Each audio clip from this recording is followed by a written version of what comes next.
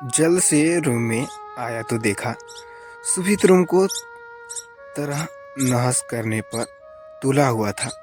सब कुछ इधर से उधर फेंक रहा था। उसने रूम में रखे छोटे छोटे सो पीस इधर उधर गुस्से में फेंक दिए और जो कांच के थे उन्हें तोड़ दिया। यहाँ तक अब वो खुद को हॉट करने लगा था। सान सुहित को इस तरह पागल होता देख जल्दी से उसके पास गया और उसने उसे पीछे से पकड़कर अपने मजबूत बाहों से कसते हुए कहा, भाई भाई पागल हो गए हो क्या? शाम का सुहित को इस तरह देख गला भर आया था और वो सब रोने की हालत में था। पर सुहित को संभालते हुए उसके कहा, कैसे इतना बुरा इतना गंदा सोच सकते हैं आप? मैं यीशु के साथ इतनी गंदी हरकत कर पाऊंगा ये आपको सोच कैसे ली? सच जानने भी हैं आप? कुछ नहीं जानते, बस यूं ही पागल हो रहे हैं। बाहर वाले की बातें सुन शाम के चिल्लाने पर उसके नीचे आवाज से बात करने पर सुहित अब कुछ हद तक शांत हुआ।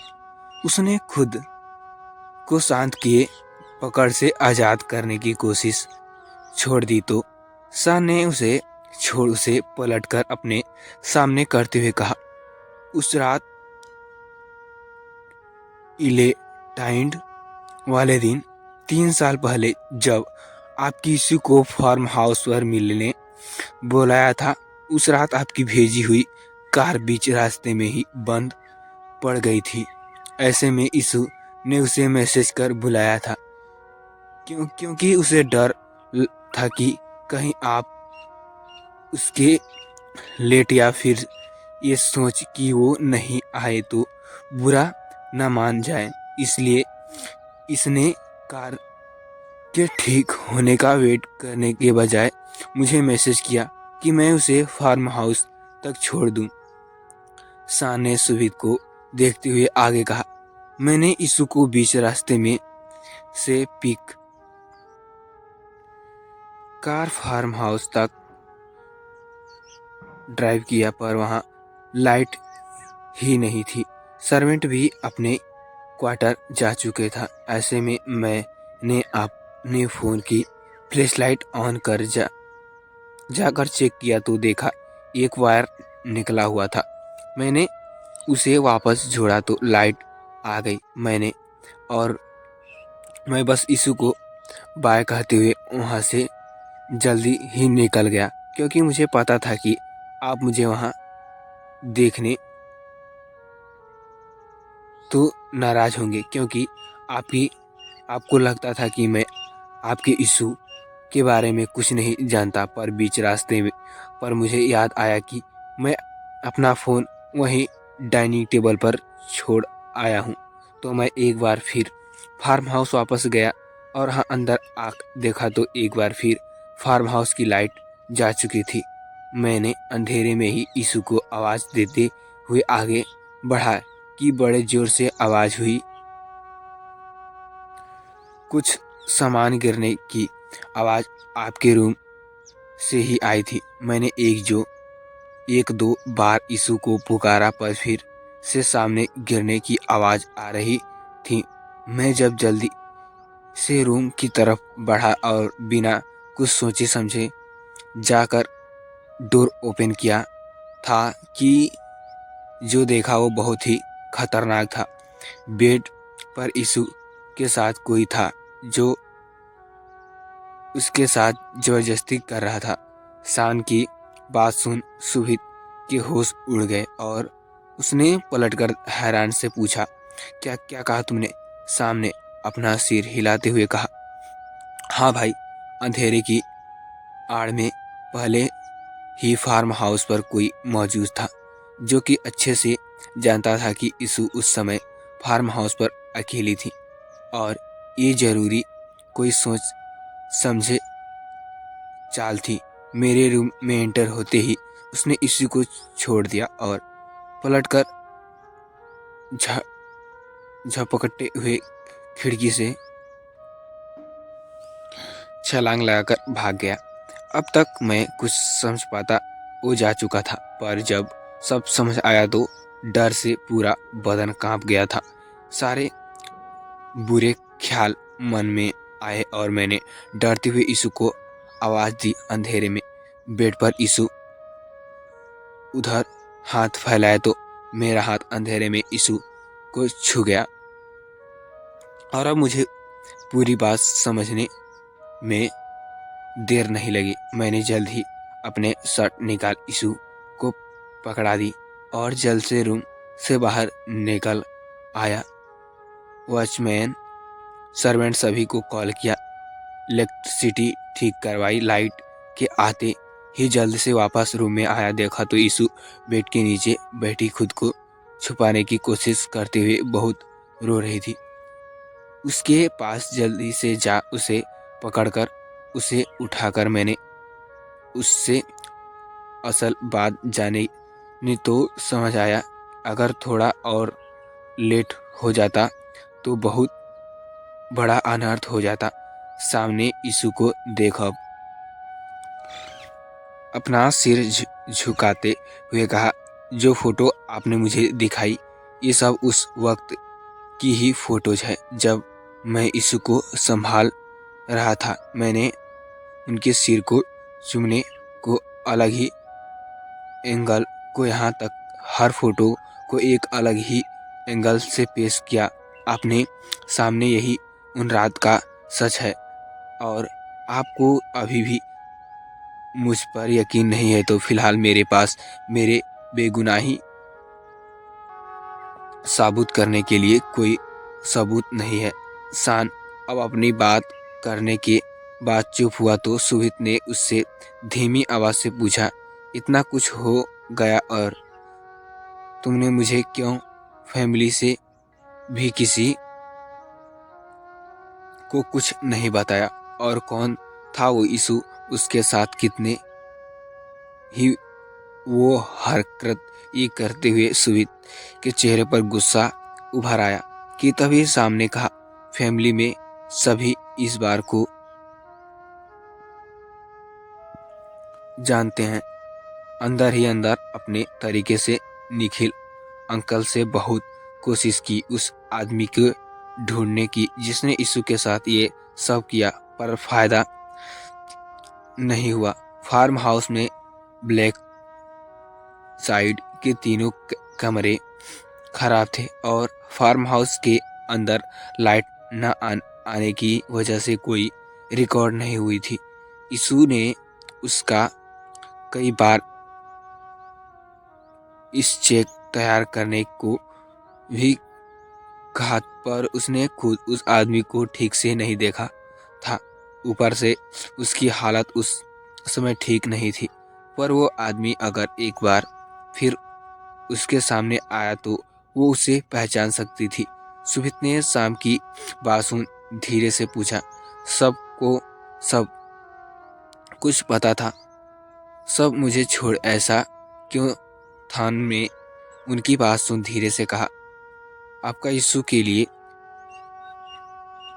पॉजिटिव नेचर रहा। यीशु को इस सब से डर लगता है भाई। अगर उसे कोई छू ले तो आप होने वाले के हाथ तो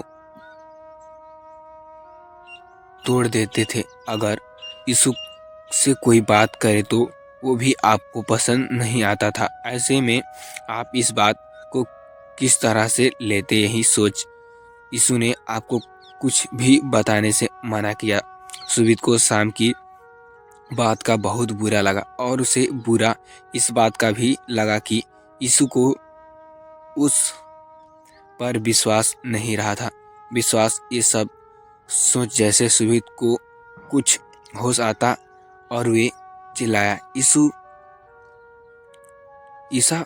वो चिल्लाते हुए जल्दी भाग और रूम में बाहर निकल आया। उसने जल्दी से सीढ़ियों से ही नीचे जा यीशु को आवाज दी कि तभी आदित्य ने नीचे आया और उसने सुभित को बिना देखे हुए ही उससे पूछा, क्या हुआ?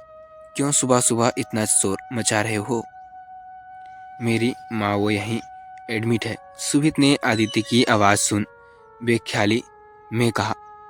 डैड, आदित्य ने उसकी आवाज़ सुन अब अपने फ़ोन से ध्यान हटा उसे देखा तो उसकी और उसके कपड़ों की हालत देख थोड़ा नाराज़गी से पूछा, ये क्या हाल बना रखी है तुमने? अपने सुभित ने आदित्य की बात सुन को सुना करते हुए जल्दी से किचन में जाकर उसू को देखा। वो वहीं नहीं थी तो वो पूजा घर में गया, वो वहाँ पर भी नहीं थी। तो अब वो स्टडी रूम में गया और एक बार फिर ईशु वहाँ नहीं थी। सुभित को इस तरह से बिगड़ते हुए इधर उधर भाग दौड़ करते देखते देख आदित्य ने उसे रोकते हुए पूछा, बात क्या है? चूंकि आदित्य की बात सुन सुभित उसके सामने जाकर खड़ा हो गया और उसने आदित्य से कुछ कहना चाहा था कि तभी आदित्य का फोन बजने लगा। आदित्य ने कॉल पिक किया और बात करने लगा कि बात करते हुए उसने फेरियस एक्साइटमेंट बदल गए। उसने गुस्से में सुभित को घूरते हुए उससे पूछा, चूंकि ईशु कहाँ है? तो सुभित ने अपनी नजरें चुराते हुए धीरे से कहा, पता नहीं।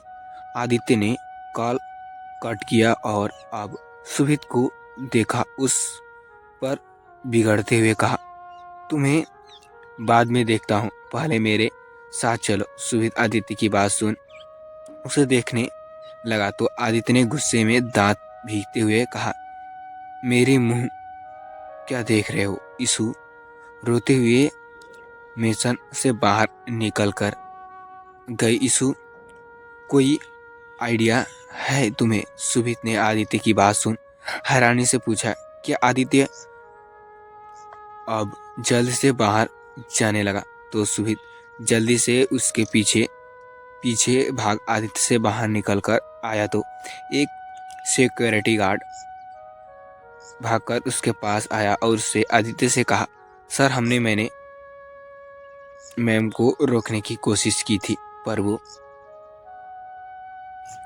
बाहर जाना चाहती थी। हम उन्हें मना नहीं कर पाए। तभी ड्राइवर आदित्य की कार लेकर वहां आ गया। आदित्य ने अपनी सिक्योरिटी टीम को ईशु को ढूंढने पर लगा दिया और खुद भी सुभित के साथ उसे ढूंढने निकल गया। वहीं दूसरी तरफ आज संडे था तो आरोही फ्री थी। कुछ सोचते हुए वो आज मंदिर चली गई थी। असल में सच यह था कि न जाने क्यों रुद्र ने नाराजगी के बाद वो भी उससे के लिए मंदिर प्रार्थना करने आई थी। पूजा करने के बाद वो मंदिर से बाहर निकल कर कुछ चली कर उसे ऑटो रिक्शा नहीं मिल रहा था तो उसने कैब बुक करने चाहा। कुछ देर वो और चली थी कि उसने सामने से अचानक से हुई एक तेज आवाज के साथ एक कार ने एक लड़की का एक्सीडेंट कर दिया। आरोही ये देखकर डर गई। वो जल्दी ही भागकर उसके जाकर गहरे नीले सूट पहने हुए उस लड़की को खुद को समेटा तो उस लड़की का चेहरा देख हैरान हो गई और वे धीरे से फुसफुसाते, भाभी, थोड़ी ही देर में आप पास के लोगों ने भीड़ जमा की थी। साथ ही वो कार वाला भी बाहर निकल कर आया और उसने जल्द ही भीड़ को देखा। अपने बचाव में कहा, मेरी गलती नहीं है, ग्रीन्स था। फिर भी ये बच्ची रोड क्रॉस कर रही थी। कोई मेरी मदद कीजिए बच्ची को उठने में, मैं खुद हॉस्पिटल ले जाऊंगी। तभी आरोही ने कहा, मैंने इन्हें जानती हूँ। ये सुन कार वाले ने हाथ जोड़ लिए और आरोही से कहा, बेटा मुझे माफ़ कर दो, जल्दी में था, मैं हॉस्पिटल लेकर चलता हूँ। इस पर आरोही ने थोड़ी गुस्से में कहा, वो तो ठीक है अंकल, आपको ले जाना ही होगा, बस जल्दी कीजिए। आरोही ने झट से एक लड़के की मदद से यीशु को उस आदमी की कार के बैठाया और खुद भी उसके साथ कार में बैठ गई। आरोही यीशु को देख पहचान गई कि ये शान की भाभी है, इसलिए उसने जल्दी से शाम को कॉल लगा दिया, पर शाम उसी कॉल पिक नहीं कर रहा था। वे लोग कुछ ही देर में हॉस्पिटल भी पहुंच गए तो आरोही ने तीसरी बार शाम को कॉल ट्राई किया। जल्दी स्क्रीन इस बार शाम ने कॉल पिक कर लिया तो आरोही ने जल्दी से कहा, भाई मैं आरोही, आपकी भाभी का एक्सीडेंट हुआ है, जल्दी एसटी जोसेफ्स हॉस्पिटल आ जाइए।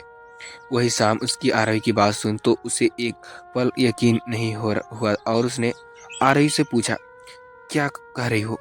आरोही ने यीशु के साथ हॉस्पिटल के अंदर जाने हुए कहा, आपने पहचाना नहीं क्या? मैं आरोही, उसे दिन पार्टी में आई थी, आपकी भाभी का एक्सीडेंट हुआ है, मैं लोकेशन शेयर करती हूँ, आप जल्दी आ जाइए। आरोही ने ये कहते हुए अब जल्दी से कॉल कट किया और शान ने लोकेशन शेयर कर जल्दी से यीशु के पास आ गई।